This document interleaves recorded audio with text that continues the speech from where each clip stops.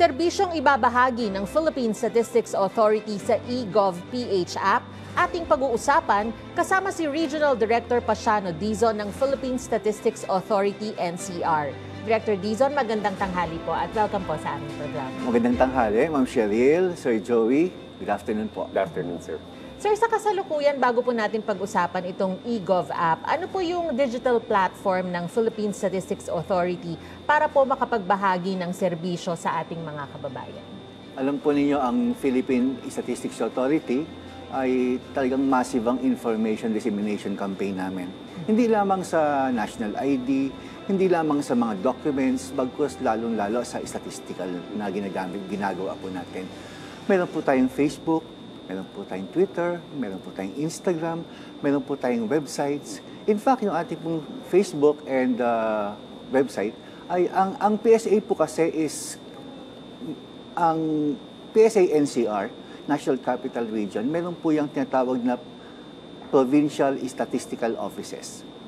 Meron yung buong cities po ng NCR, for example, ang NCR1, comprising the cities of Mandaluyong, San Juan, and Manila.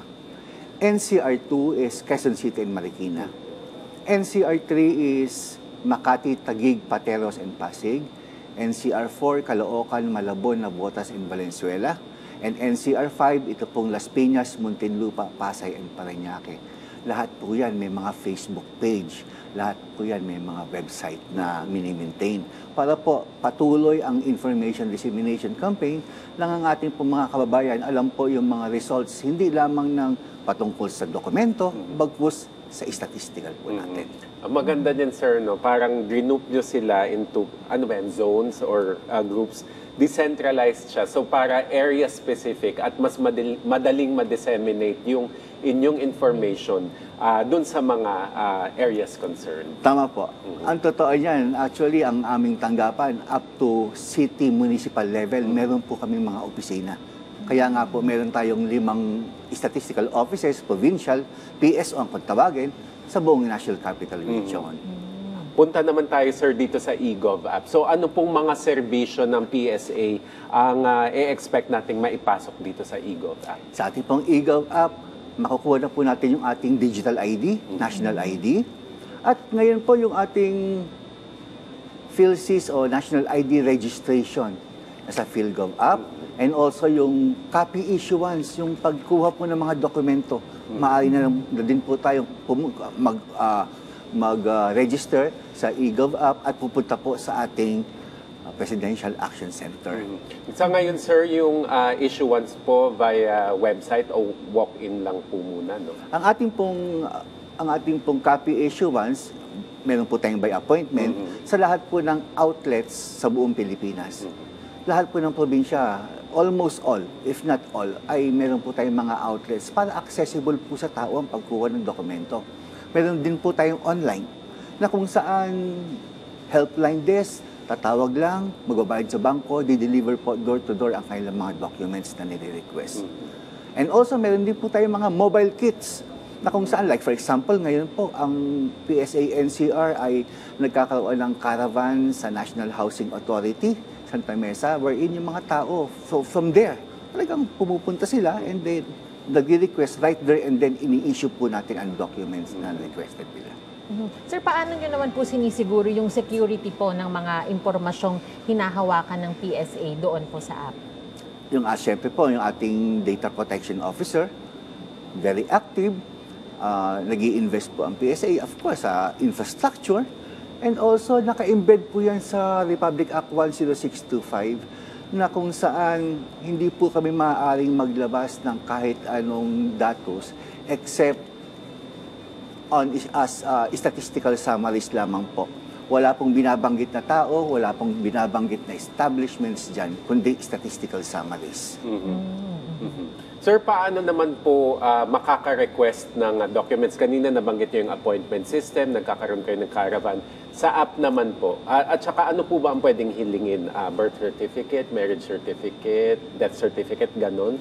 Yes po. Same po yung... Sa caravan. Sa eGov app natin ngayon, nakalagay yung copy issuance. But we are still working on it dahil alam po ninyo, hindi naman ganong kadali maglagay ng parang outlet sa ating action center.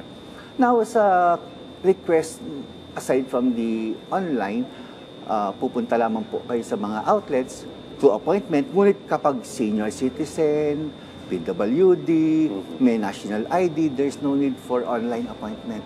Walk-in lang po, maaari na kayo makakuha. At right there and then, nakakakuha po ng document kapag nasa database natin. Ang PSA po is a repository of all civil registry documents. Kapag wala po sa amin ang dokumento, wala po kami maibibigay. Kapag hindi po na ipadala sa amin ang dokumento coming from the local civil registry offices, ay wala po kami maibibigay. Kaya po nag-i-issue kami ng mga negative certification kung tawagin.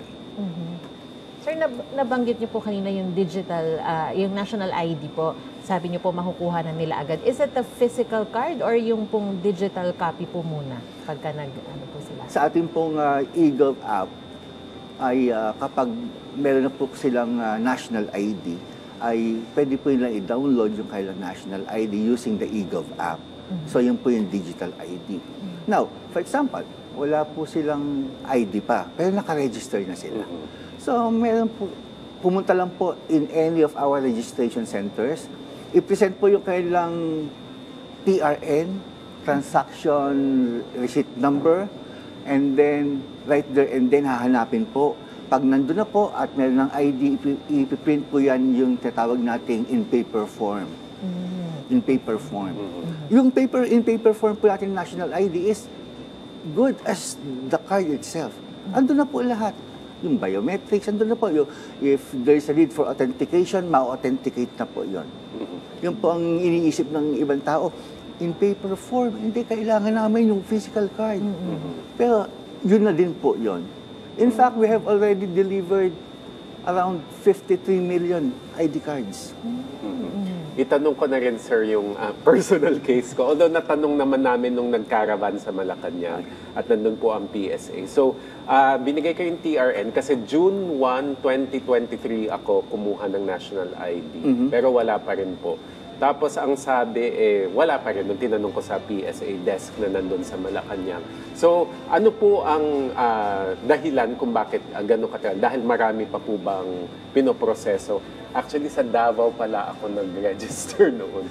Kasi OFW po kasi ako dati noon. Tapos doon ako, I happened to be there nung June 2023. Doon ako nagpa-register. Pero hanggang ngayon, wala pa, sir, yung ano. At hindi naman po ako nabigyan ng paper form din. Actually, Sir Joey, dumadaan po yan sa iba't ibang proseso, lalo-lalo na yung deduplication. So, maaaring sa deduplication, nagkakaproblema, or baka yung pagkuha ng biometrics ninyo, nagkaroon ng problema, or wala pong assign na tinatawag nating PSN. Yung PSN po is unique sa kada isang tao. But, kung bibigay po rin yung TRN sa akin, susubukan po natin. Baka Sige, makita po natin at ma-print po natin yung inyong national ID in paper form. Sir, nabanggit nyo nga po kanina na may mga naibigay na po kayo na physical card. So marami rin po ang nagtatanong, paano po kung hindi po nila gusto ang kanilang picture doon po sa card? Inaalaw po ba natin ang pagpapalit po ng picture? Actually, hindi po. Pagkuha po kasi ng picture dyan, so pinapaalis lahat ng hikaw, lahat ng kung ano man. And then, kinukunan talaga, hindi pwedeng nakalabas ang ngipin. So, gano'n, no? Hindi na po siya napapalitan. Yun na po yun talaga.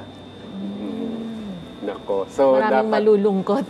Embrace mo na lang yung itsura mo nung time na nagpa-picture ka. Pero what is important? Of course, siyempre, importante yung picture mo sa card. Pero what is important, yung laman ng card. Yung biometrics mo na nandoon, yung information mo na nandoon, na kung saan, anywhere, pwede mo siyang gamitin. Kasi ang authentication natin, hindi lang naman titignan ka sa mukha. Meron tayong authentication through thumb mark, na kung saan makikita po sa card natin kung ikaw nga yun may alin ng national ID natin. Sir, nabanggit na natin yung copies ng important documents, yung ID. Ano naman po yung statistical data from PSA na makikita naman dun sa app? Well, sa app po natin, wala po siyang available na statistical data. Pero sa lahat sa websites po namin, sa mga Facebook pages po namin, andun po lahat ng datos na kailangan. In fact, sa mga regional offices like sa NCR, meron po kami tinatawag na data enclave na kung saan yung mga researchers natin, yung mga students natin, they can go there and they can make research. Patungkol po sa mga establishment-based surveys natin. So massive po ang ating information dissemination. Although wala po tayo sa eGov app ng mga datos patungkol sa statistical, pero tingnan po ninyo ang webpage po ng PSA.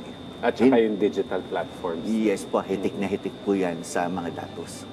Sir, sa gitna po ng digital transformation ng pamahalaan, paano nyo naman po tinitiyak na hindi po mapapag-iwanan yung pong mga walang access sa internet, lalo na yung mga nasa malalayong lugar o yung pong mga tinatawag nating hindi techie, yung hindi pa po maalam masyado po sa ganito? Ma'am Cheryl, katulad po yung sabi ko kanina, ang PSA po up to provincial level, municipal and city level, meron pong PSA. Ang ginagawa po ng taga-PSA, kahit sa mga liblib na lugar, tawid dagat, pumupunta po yan. For example, for the national ID, dala-dala po yung kit nila at meron dala rin po silang for Wi-Fi para kakakonect po din po sila. Even sa mga censuses and surveys natin, we're using COPY, computer-assisted personal interview tablets. So, nakakakuha po tayo ng datos sa mga liblib na lugar.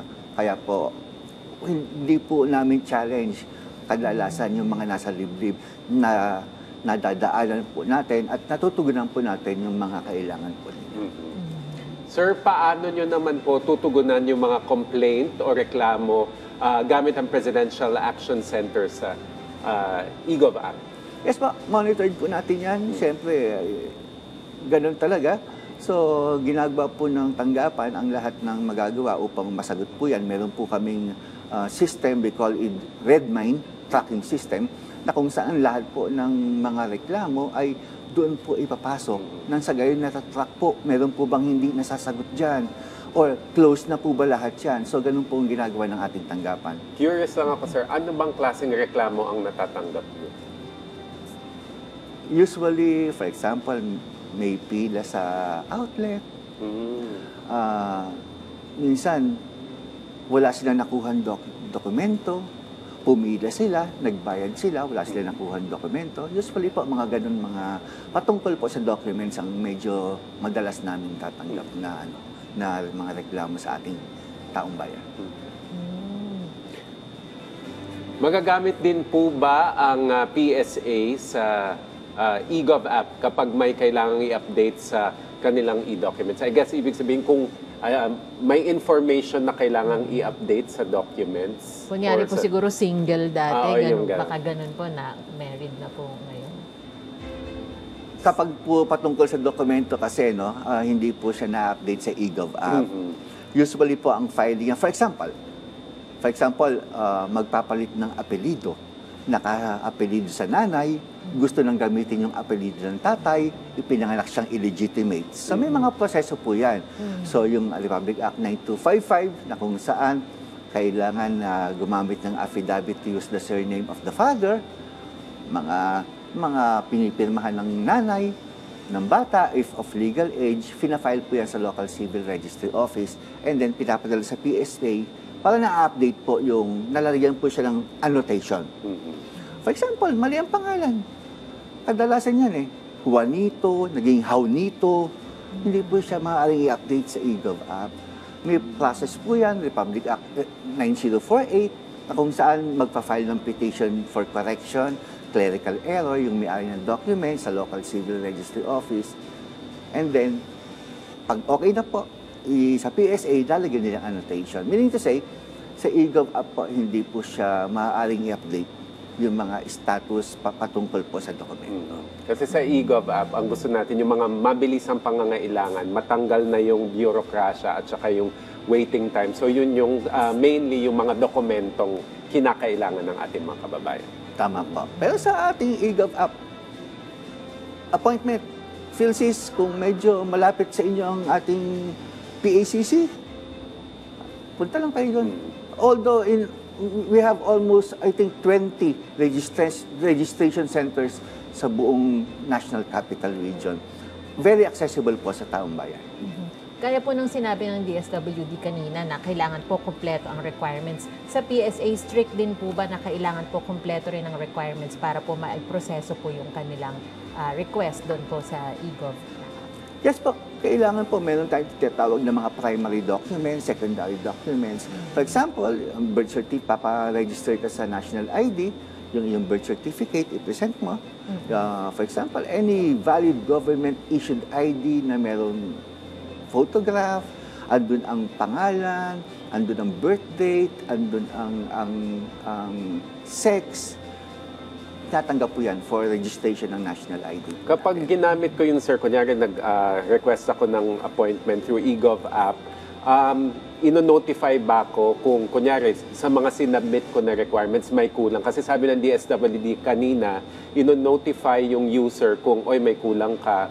Bago ka pumunta doon sa action center o kung saan man, ino-notify ka kung incomplete yung documents mo. Ganyan din po ba ang sa PSA? Tama po. Kasi like for example, sa copy issuance, kung hindi naman sa kanya ang dokumento, at wala po siyang hawak na authorization or valid ID ng may-ari at siya ay walang valid ID na dala, then i-inform po siya. Kailangan po ng ganito mga requirements para po makakuha kayo ng copy issuance. So, hindi masasayang yung oras sa pagpunta at sa pila din. Pero po sa ating eGov app, meron din po tayo doon na civil registration query. Tanong patungkol sa dokumento.